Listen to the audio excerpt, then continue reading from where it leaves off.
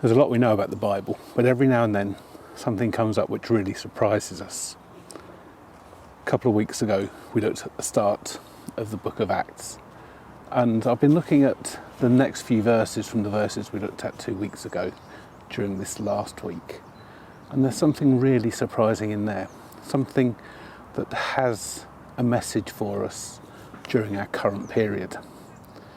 It represents the time between Easter and Pentecost, the time that we're now in the church calendar. But it also says something about the actual times that we're living in today. So it's worth looking at.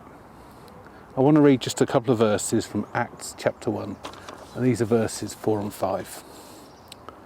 This is Jesus speaking. Once when he was eating with them, he commanded them, "Do not leave Jerusalem until the Father sends you the gift he promised, as I told you before.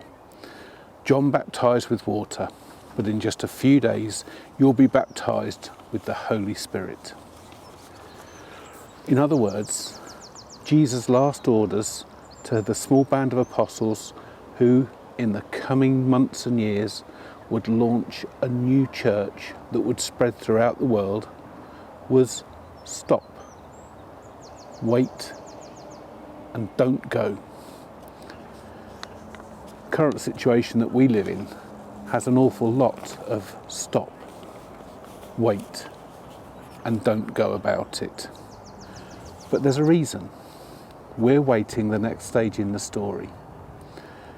We're waiting that people better qualified than us will do the work, will find a cure, will find ways to mitigate what's going on at the moment. There's little that we can do until those better qualified people have done their work. Then we will be able to go and do. But in the meantime, we stop, we wait, we don't go. The instruction to the apostles was probably just as shocking to them. They'd spent 3 years so busy, all their time following Jesus, helping him as he taught, as he healed, as he spread the message of God.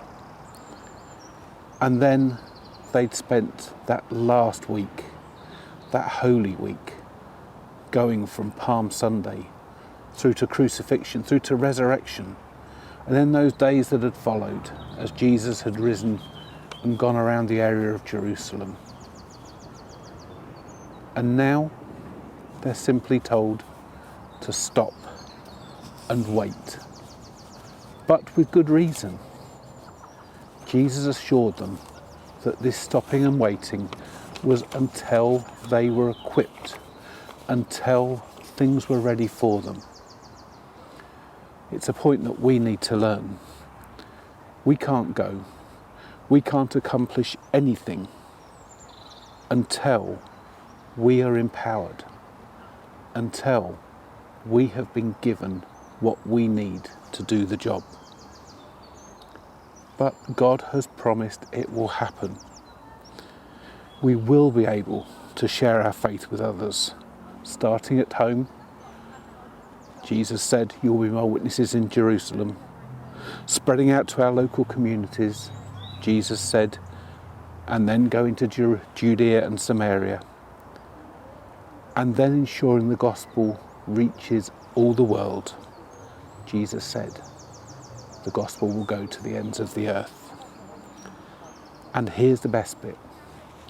God promised it in Acts chapter 1. And in Acts chapter 2, which we'll be looking at in just a few weeks, God fulfilled that promise. The Spirit comes at Pentecost, people begin getting saved, and God disperses his church through Jerusalem, through Judea and Samaria, and into the world. God tells us to make disciples, but only after we've waited on him. The disciples didn't waste their time of waiting. They prayed, they gave members of their number new responsibility, and they prepared. I guess they also rested. They'd had 3 years of non-stop ministry, and they must have been worn out.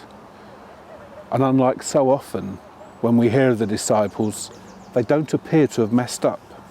They were patient, but most of all, they waited. So let's use this time that lots of us currently have to be patient and prayerful, to rest and recuperate, but most of all, to wait on the Lord, and when he comes, to follow his lead. God bless.